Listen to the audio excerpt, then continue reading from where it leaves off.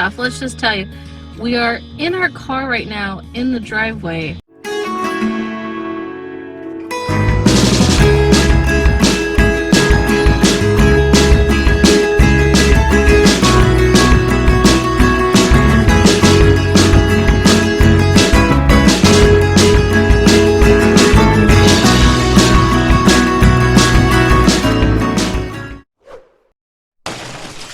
Hey guys, so exciting things are happening in the Starr household. So as of this moment, we've been recording a lot of videos. We haven't posted anything yet, but we will be soon. Yep.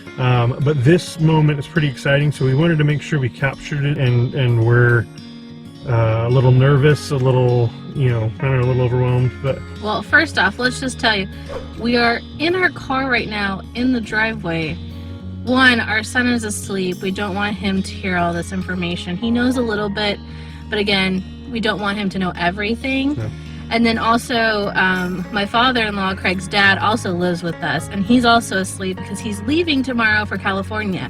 So we're in the car in the dark, so if you can't really see us, we're sorry, but we really wanted to make sure that we filmed this before our lives changed forever, and we're just like, what happened? Like, how did we feel at that time? Just to give a little bit of background, our son, Michael, we adopted him last November. He'd been placed with us since December 2017. He was officially with us in January 2018 in terms of the transition being over. And before we even adopted him, we'd always kind of had the plan that we wanted to adopt sibling. We even told him that eventually, we want to have him have brothers and sisters, and that we would adopt again. So a few months back, we started to look at the sites where they shows you legally free kids that are, in foster care waiting to be adopted. Now, we should say that every state has this, and you can actually go to adoptuskids.org, I believe it is, and that actually has every state in the United States, with tons of children that are available to adopt. And so with us, we were looking in 2 different states because we're so close. And then also, when you are a foster parent, you can have access to additional children that are about to be legally free or that had just become legally free. So we had access to both sites. A few weeks ago, Skyla had noticed a sibling set, 3 girls that it didn't really say if they and no were, picture. Yeah, there's no picture. No didn't picture. say they were legally free or anything yet. Just their ages and a little bit about them. So it gives like a profile, and it gives like a paragraph of each child if there's a sibling set. If it's one child, of course, they just give several, paragraphs. But so we reached out to the caseworker, and she told us a little bit more about them. She said that they were in separate foster homes. Well, 2 of them were in one foster home, and 1 was in another foster home. And their goal was, obviously to adopt them out all together. From that conversation, we learned a little bit, it was emails back and forth.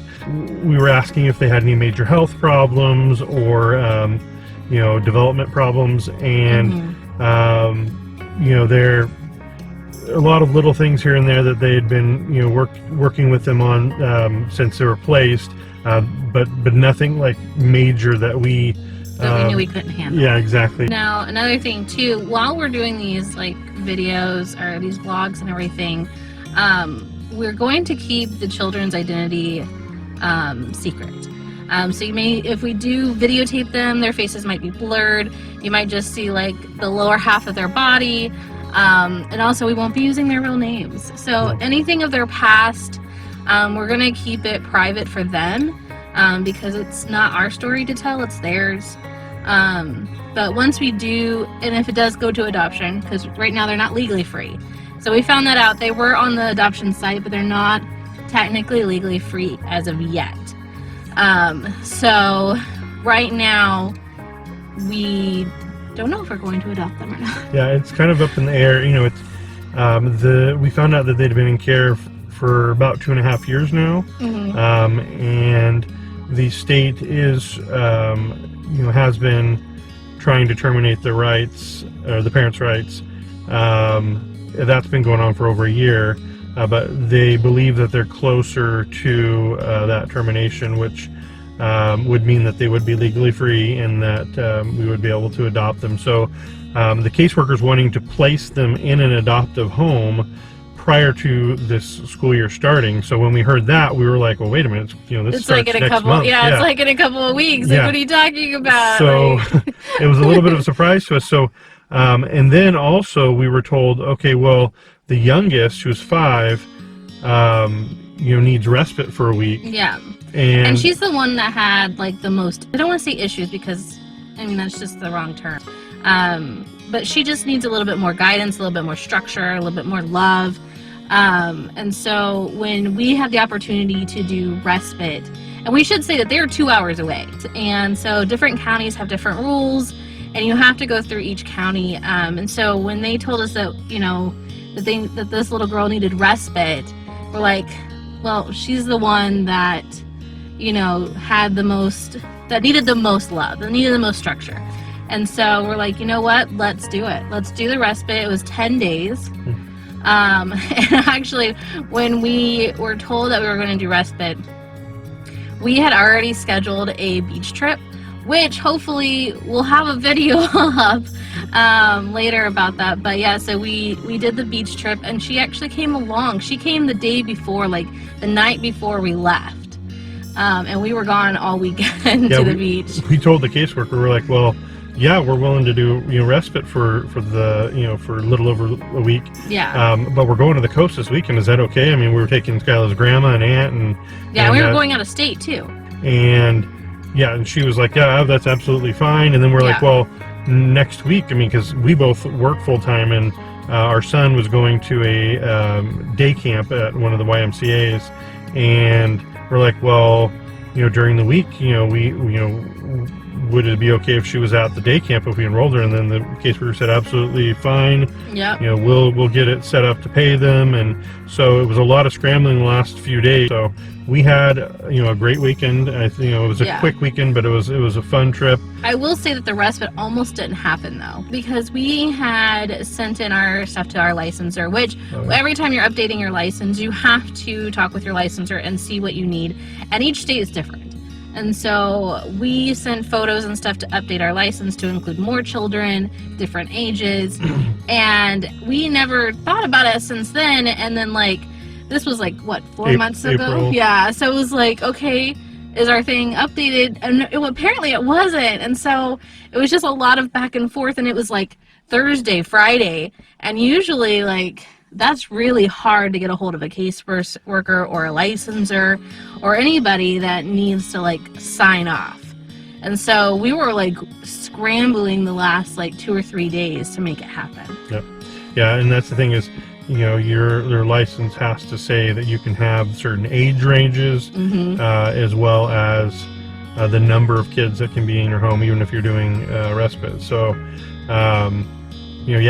so we had originally been licensed just for Michael, our son, because the caseworker had recommended that we, since we were planning on adopting him, that we waited before we did any more fostering or adopting. Yeah. And that if we had opened ourselves up then to, let's say, because she said, oh, your house is big enough to have 6 kids or something like that. Yeah, but which kind of shocked us when she said that, when we were just 6 kids. Well, you don't know if that's going to be happening. But, it was, we were just starting out, and we had just literally found out about Michael, and we started doing all the all the classes, everything that we needed to do to get him. And when she said 6 kids, Craig and I both were like, I don't know if we're going to be doing 6 kids, but yes, we'll definitely do more in the future.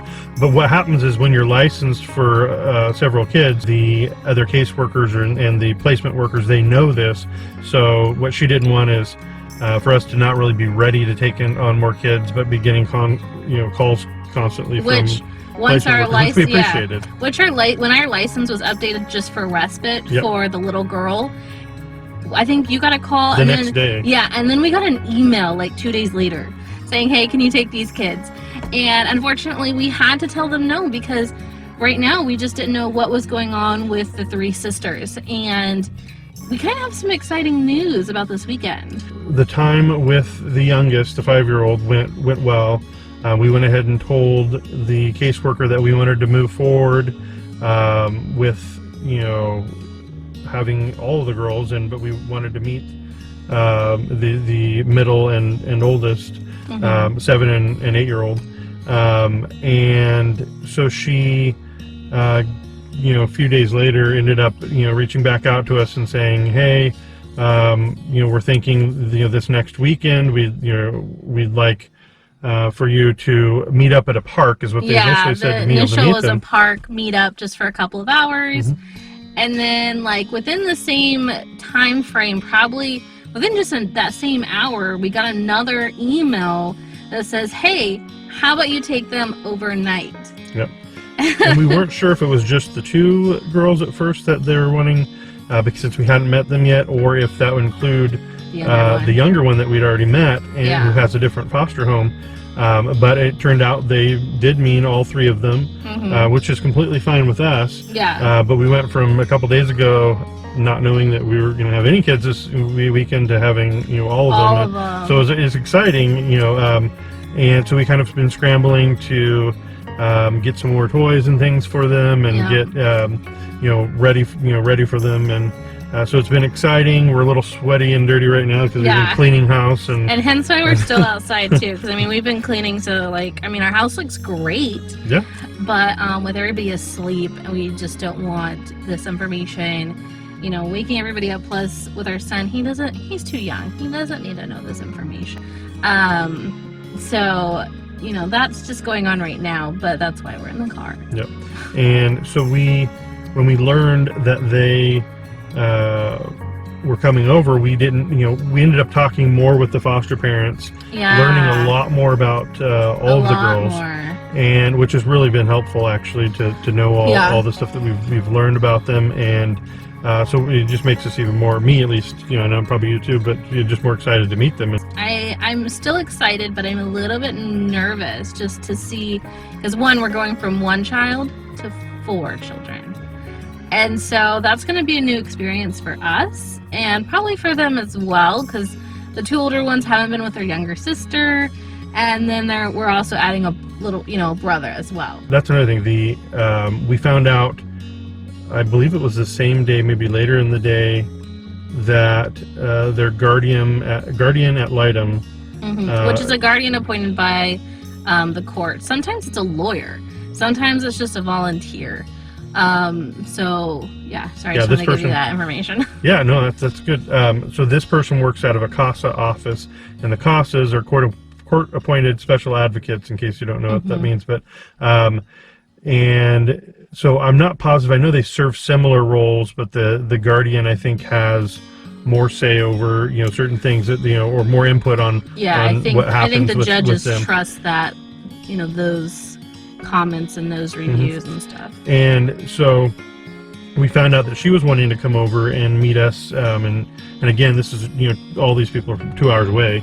So she was wanting to come down. She was going school shopping with her daughter in Portland, so she was like, well, can I swing by Tuesday? And we said, hey, we'll make it work, but you know, we did have things we had to move around. She said, no problem. Well, how about I come down the same morning as the girls, you know, come for their visit? I think that's probably why I'm nervous. I think that's why, because we're not only just meeting the 2 older girls and the foster mom of the 2 older girls, because we already met the foster mom and the foster dad of the younger girl, and they were great.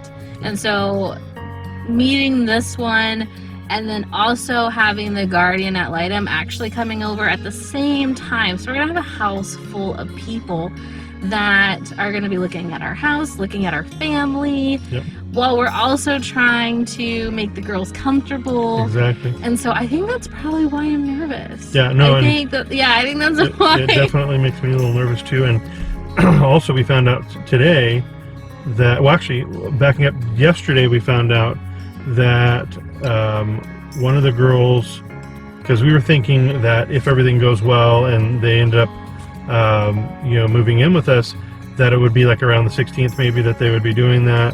Well, it, you know, turns out that one of them may be moving in on the 10th, and we're still not positive exactly. That's like next weekend. So we're trying to find out from the caseworker exactly what's going on. And so and then tonight, so I am in contact with both foster moms. We didn't get to keep the relationship with Michael's foster mom and us. That's another story, and it's not our story to like really tell right now. But so I wanted to, have a good relationship with the other two foster moms. Definitely. And so I have been texting them all week and just trying to, make sure that they're okay, because they've had these girls for 2 years. And so, of course, they love these girls and, they want the best for them. So we've been just talking. And then tonight, the two older girls' foster mom was like, hey, I'm going to pack all of their fall and winter clothes, and we're going to bring some toys, and we're going to bring some other stuff to start moving them in. And that was like 2 hours ago that I got that message. I was like, what? Like, we haven't even really discussed like the official move-in date or like how this is all going to play out. Because I thought, and I don't know if you thought, but I thought this was just like a, let's see how it goes weekend with all 3 girls and then our son. But like all of a sudden it's just like, bam, they're bringing their stuff tomorrow. And so it's kind of crazy. And then finding out that one of them might move in next weekend, and then the other 2 girls might move in like the weekend before, after that, like, and then there's school, like, so it's a lot happening. Yeah. So another thing that makes me a little nervous is that the girls, the older 2, know why they're coming over. Yeah. They know that we're potentially going to be adopting them, if their parents' rights are actually officially terminated. So they know that they're moving over here. They know that the intention is that we're going to be adopting them. So you just wonder what's going through their mind, because for us, it's a happy timing. Like, we might be adding 3 amazing little girls to our family. But it's also sad. Yep. Because when we moved our son in, one parent had been terminated, the other one was still going. So we were going to court with, for that. And, so it was sad knowing that, a family's being broken up, and it's not our fault. It's not the kids' fault. It's just bad choices that parents have made. And so everybody just wants the best for the children, no matter the situation. Everybody wants the best, whether that's being reunited with their biological parents or being adopted out. So this, in short, is a time that's very happy for us in a sense, because we could be adding these little girls to our family, but it's also one of the saddest times that they'll have in their life, because it signifies that, that loss that'll occur when the parents' rights are terminated and they're officially adopted, out. So, we're hoping that, we can build the relationships with them, and that they will look to us as, parents. And, one thing that we've always stressed with Michael is that, you should always love, your biological parents. They'll always love you. You can't control the decisions that they make, but you can pray for them, and you can, hope that they make better decisions. And really, that's all we can do. We can't, force people to make better decisions, but you can still love them, and it doesn't mean that they don't love you. Exactly. So we've really stressed that with him. We have never spoken ill about either of Michael's parents. No, because even, and like I said, every case is different.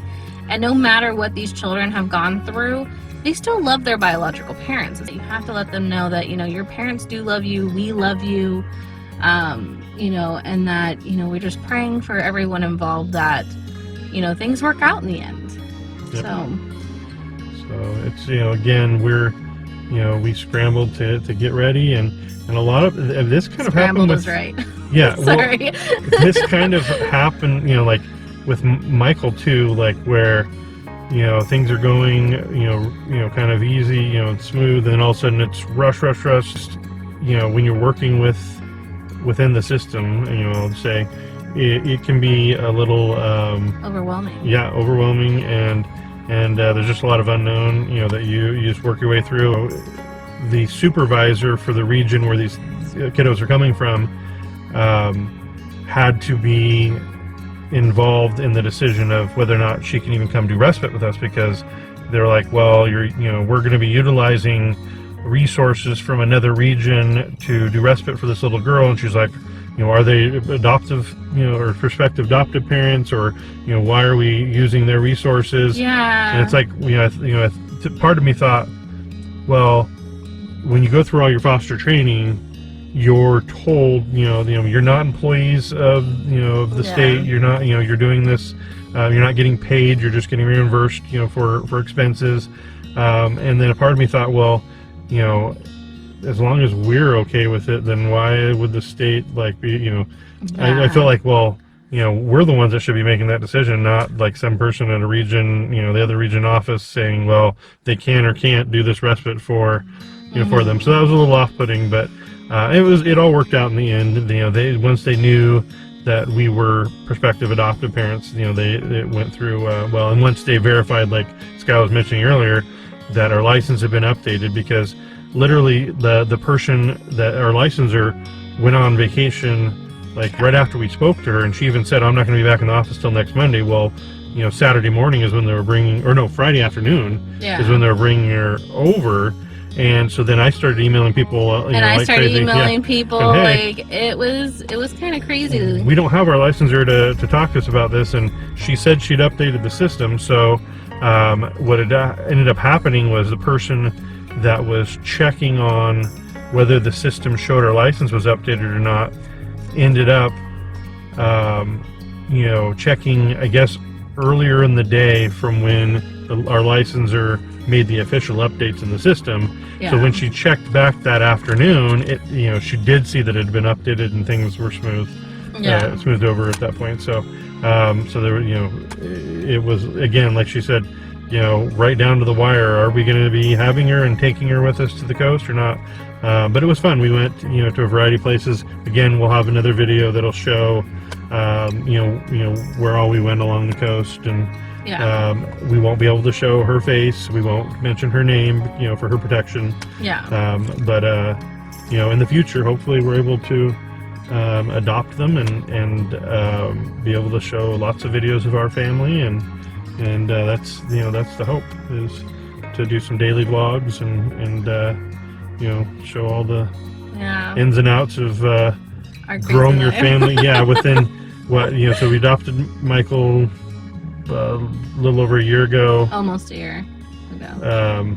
It was in November, and it's August right now. Well, that's true, in terms of him being placed with us. Oh, yeah. But you're right. So adoption, the adoption hasn't even been final a year. So technically, we've been legal parents for less than a year, and we're going to be, growing from just the two of us to one child to four children. We had a total of 6. So are we crazy? Yeah, probably a little bit. Smidge. But we've been looking to do this for a long time, like you said. We knew what we wanted to do, and even then we had, when we were talking to one of our lawyers, trying to get our will and stuff in place and just kind of see what our options were, we got on the topic of adoption, and that was kind of like, I think after that, we kind of just had a long discussion of the ages that we wanted to adopt, and we really had a heart for siblings. And because he had a lot of siblings, I have a lot of siblings, and so it just made sense, and so I think from then on, but then we started out with Michael, and then and now possibly 3 girls. She says Michael and then Mikey. Yeah, there's a funny story about that. No, there's a funny story about that. So when he was at his school prior to moving in with us, all of his friends called him Michael. Mm-hmm. He didn't let anybody call him Mikey unless they were friends or family or close. You have to be really close to him for him to allow you to call him Mikey. He's very particular about that. So you have to ask him, and we would have to ask him, do you want them calling you Michael or Mikey, or and they'd be like, they can call me Mikey. Or kids that he would meet at this new school, he wants to call them, or he wants them to call him Michael. That was his thing, and so we honor that, because That's what he wants to be called. And so at home, he's a Mikey. Yep. And so on the vlog, you might hear Michael, Mikey, and it's just because I'm used to calling him Mikey. But it is Michael, and that's what he likes to be called, especially to a lot of people that aren't close to him. So, yeah. Again, we're excited. Here it is, like 10 o'clock at night, and I still have a little bit more cleaning to do. Yep, so she still has some little bit more cleaning. I have sleeping to do. Oh, yeah. I still have to figure out what I'm wearing tomorrow, too. So, oh no, we don't have any lights. Can you guys see us? Sorry, the lights just went out, so I guess that means we have to go. Yeah. But yeah, so we need to go clean and get to bed and get ready for tomorrow. Yep. So our assumption at this point is that we're going to have other videos posted either now or soon. If you want to follow our family journey, go ahead and click the subscribe button, and if you like this video and the information that we've given you, go ahead and do the thumbs up. Yep. And we'll be seeing you again soon. Thanks. Bye. Bye.